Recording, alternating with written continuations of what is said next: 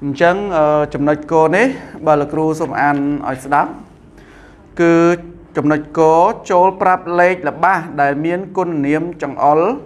ព្រមទាំងស្រង់ពាក្យទាំងនេះផងបាទអញ្ចឹងរបស់លេខ1បាទសូមបងប្អូនទៀងស្ដាប់ទាំងអស់គ្នាណានោះជាភ្នំដែកនៅខេត្តកំពង់ធំបាទរបស់ទី2គេទៅនឹងរកឃើញវត្ថុនេះនៅខេត្តយើងបាទរបស់លេខ3នេះជាមធ្យោបាយល្អបំផុតបាទរបស់លេខ4យើងត្រូវថែរក្សារ៉ែទាំងនោះឲ្យនៅគង់វង្សបាទអញ្ចឹងរបស់ដែលជាគុណនាមចង្អុលនោះមានរបស់លេខបាទគឺមានរបស់លេខ2និងរបស់លេខ4ដែលបញ្ជាក់អំពីគុណនាមចង្អុលបាទហើយរបស់លេខ1និងរបស់លេខ3នោះមិនមែនជាគុណនាមចង្អុលទេបាទអញ្ចឹងយើងឃើញថាគេទៅនឹងរកឃើញវត្ថុនេះនៅក្នុងខេត្តយើងអញ្ចឹងវត្ថុនេះហ្នឹងនេះគឺជាគុណនាមចង្អុលព្រោះវាមាននាមនៅខាងឆ្វេងដៃរបស់វានេះណាអញ្ចឹងយើងត្រូវថែរក្សារ៉ែទាំងនោះឲ្យនៅគង់វង្សអញ្ចឹងទាំងនោះហ្នឹងគឺវាជាគុណនាមចង្អុលបាទវាស្ថិតនៅខាងស្ដាំនាមរ៉ែចំណែកវានាមมันស្ថិតនៅខាងឆ្វេងណាវត្ថុនេះបាទនេះជាគុណនាមចង្អុលហើយវត្ថុគឺជានាមអញ្ចឹងយើងដឹងហើយគុណនាមគឺស្ថិតនៅខាងស្ដាំនាមជានិច្ចបាទឥឡូវនេះសូមចូលមេរៀនថ្មីមួយទៀតគឺថ្ងៃនេះយើងនឹងតមេរៀនថ្មីបាទសូមអានទាំងអស់គ្នាជាមួយនឹងលោកគ្រូណាភាសាខ្មែរទំព័រទី41 42ខ្មែរ page 41 42បាទមេរៀនទី3ធនធានរ៉ែនៅប្រទេសកម្ពុជា lesson 3 mine resource in Cambodia អំណាន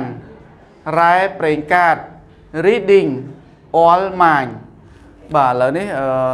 យើងនឹងចូលមេរៀនថ្មីហើយមេរៀនថ្មីនេះសូមកូនទាំងអស់គ្នាយកសិភៅមកហើយអានអំណានស្ងាត់ទាំងអស់គ្នាហើយកូនជ្រើសរើសពាក្យលំបាកក៏ដូចជាពាក្យណាដែលកូនតាក់ឬប្រែមិនចេញឬអានមិនសូវ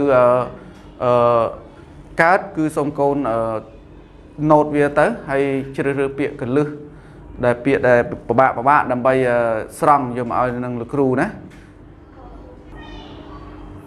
តោះឥឡូវក្រោយពីកូនបានអានមេរៀនរួចហើយឥឡូវនេះសូមមកសិក្សាពាក្យកលឹះជាមួយនឹងលោកគ្រូណាតោះសូមសិក្សាពាក្យកលឹះទាំងអស់គ្នាការសិក្សាពាក្យកលឹះបាទទី1ប្រេងកាតថ្នាក់ពាក្យជានាមប្រេងឆៅដែលចម្រាញ់បានជាប្រេងច្រើនប្រភេទទៀតបាទឧទាហរណ៍ប្រទេសកម្ពុជារកឃើញរ៉ែប្រេងកាតនៅក្នុងដីបាទទី2ពិភពលោកថ្នាក់ពាក្យជានាមភពផែនដីទាំងមូលបាទឧទាហរណ៍ប្រេងសាំងត្រូវបានគេប្រើប្រាស់ពេញពិភពលោកយើងនេះបាទទី3អ្នកស្រាវជ្រាវថ្នាក់ពាក្យជានាមអ្នករុករកបាទឧទាហរណ៍តាមអ្នកស្រាវជ្រាវបានឲ្យដឹងថាប្រេងកាតបាទមាននៅក្នុងប្រទេសកម្ពុជាយើងអញ្ចឹងទៅ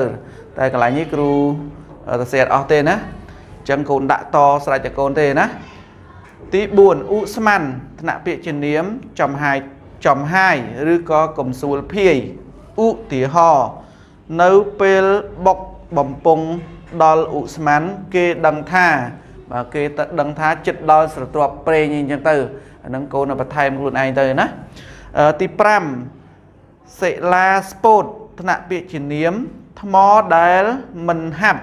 បាទឧទាហរណ៍នៅក្នុងស្រទាប់ទឹកប្រៃគេឃើញមាន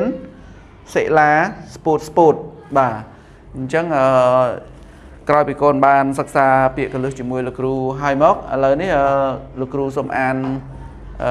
អត្ថបទទាំងមូលឲ្យកូនបានស្ដាប់ម្ដងហើយបន្ទាប់មកកូននឹងឆ្លើយសំណួរណា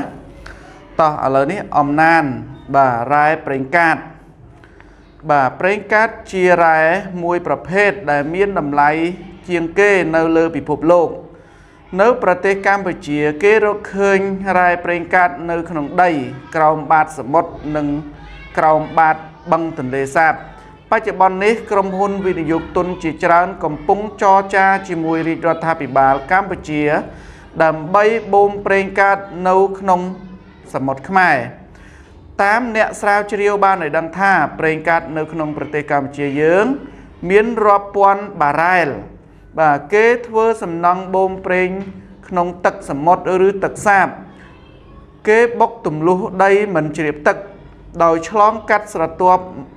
ដែលមានឧស្ម័ននៅស្រទាប់ខាងក្រោមប្រេងមានទឹកប្រៃនៅក្រោមទឹកប្រៃមានស្រទាប់ដីដែលជាទម្រទឹកប្រៃនៅក្នុងស្រទាប់ឧស្ម័នក្នុងស្រទាប់ប្រេងកាត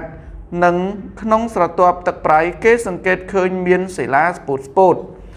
នៅពេលបុកបំពង់ដល់ឧស្ម័នគេដឹងថាចិត្តដល់ស្រទាប់ប្រេងហើយដូច្នេះគេមានការប្រុងប្រយ័ត្ន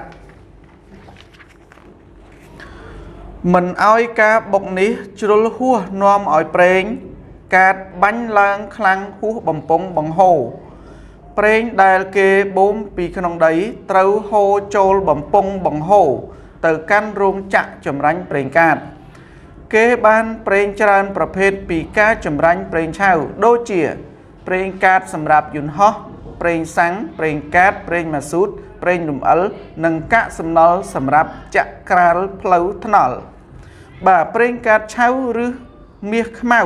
មានប្រយោជន៍ក្នុងការអភិវឌ្ឍសង្គមសេដ្ឋកិច្ចប្រទេសដូច្នេះកូនខ្មែរគ្រប់រូបត្រូវចូលរួមថែរក្សាសម្បត្តិធម្មជាតិទាំងនេះទាំងក្នុងដីទាំងក្នុងទឹកឲ្យបានគង់វង្សជារៀងរហូតបាទឥឡូវនេះក្រោយពីកូនបានស្ដាប់អំណានដែលគ្រូបានអានរួចមកអញ្ចឹងសូមកូនទាំងអស់គ្នាឆ្លើយសំណួរត្រៀមឆ្លើយសំណួរដែលគ្រូបានត្រៀមសម្រាប់សួរកូនណា